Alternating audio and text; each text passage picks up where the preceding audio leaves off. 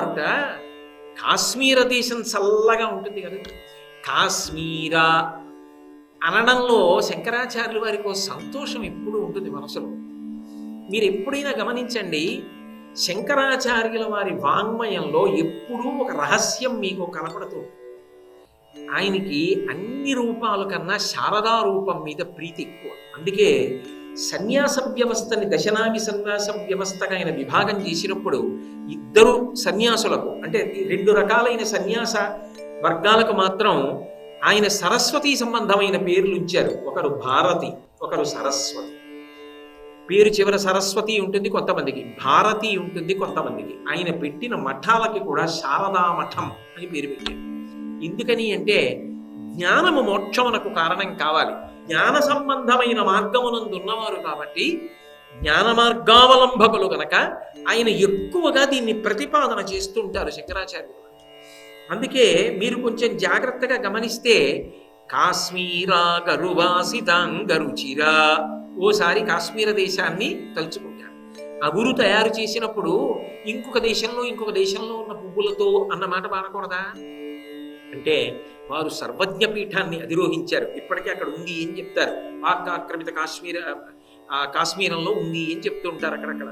కాబట్టి ఆ శారదా దేవాలయాన్ని తాను అధిరోహించిన సర్వజ్ఞ పీఠాన్ని దృష్టిలో పెట్టుకుంటున్నారు. పెట్టుకుని అమ్మా ఆ శారదానుగ్రహం కలగాలి. ఇది బంధనమునకు హేతువు కాదు. ఈ సువాసనలన్నీ చూసి అబ్బా ఎంత బాగుందో అని ఉవ్విళ్ళు విరిపోవడానికి కాదు. ఈ వాసన నా వాసనలను తెగపోసి.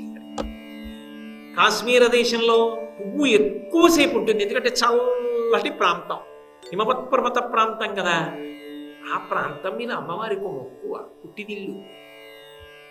హిమవంతుడి కూతురు కదూ, హైమవతి కదూ. ఆ ప్రాంతం పేరు వింది అనుకోండి, ఓసారి ఇలా వింటుంది. కాశీలో చెప్తున్నారు కదా, కాశీలో అన్నపూర్ణకి కాశ్మీర దేశంలో పార్వతికి అభేదాన్ని పాటిస్తున్నారు. పుట్టిన ఊరు మీద అంత ప్రేమ ఉంటుంది. కాశ్మీరా గరువాసితాంగరుచిరా అంటే ఆవిడ ఇలా అంటారు. ఎవర్రోయ్ అటువైపు ప్రాంతాన్ని చెప్తున్నాడు, కాశీ వచ్చి. రెండు కా కా ఇది కాశీ, అది కాశ్మీరం. కాశ్మీరా గరువాసితాంగరుచిరా, అటువంటి అగురు ఒళ్ళంతా రాసుకుంది ఆవిడ. ఇప్పుడు అది విశేషమైన సువాసనలు వెదజల్లుతూ. అసలు ఆ తల్లే సువాసన.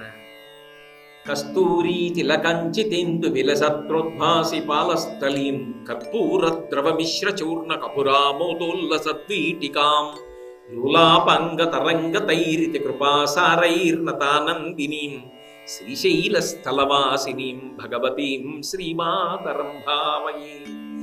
ఆవిడ కేశపాశానికి సహజ సుగంధం, అందులో తురుముకున్నటువంటి పువ్వులకు సుగంధం, ఆమె శరీరమునకు సహజ సుగంధం, ఆమె అలదుకున్నటువంటి అగరు మొదలైనవి సహజ సుగంధం, ఆమె పెట్టుకున్న కస్తూరి బొట్టు సుగంధభరితం, ఆమె వేసుకున్న తాంబూలం సుగంధభరితం. దశ దిశలు కూడా ఆ వాసనకి ఇలా నిలబడిపోతాయి. ఆవిడే పెద్ద వాసన. అయితే లోకంలో సాధారణంగా ఇటువంటి వాసనలకు వశపడడం రజోగుణానికి కారణం. కానీ అమ్మవారి విషయంలో అది ప్రసాదం. అందుకే వాసనాబలాన్ని కోసేస్తుంది. గత జన్మల నుంచి వచ్చిన దుర్వాసనలు ఏమున్నాయో వాసనలు తెగిపోతాయి ఈ వాసనకి. సాధారణంగా మాట మాట్లాడుతున్నప్పుడు వినపడుతుంది, మాటలలో వాసనలు తగిలేటట్టు చేసిన ఘనత శంకర భగవత్పాదులది స్తోత్రం. మాటలలో శబ్దాన్ని చెప్తారు తప్ప మాటలకి వాసన ఎక్కడి నుంచి వస్తుంది? మాటకు వాసనలు తగిలేటట్టుగా తావి నర్పించారు ఆయన. పువ్వులకు తావి ఉంటుంది, శంకరుల మాటలకు తావి. రుచే కాదు, పోషకత్వమే కాదు, మంచి సువాసన కూడా ఉంది ఆయన మాటలకు.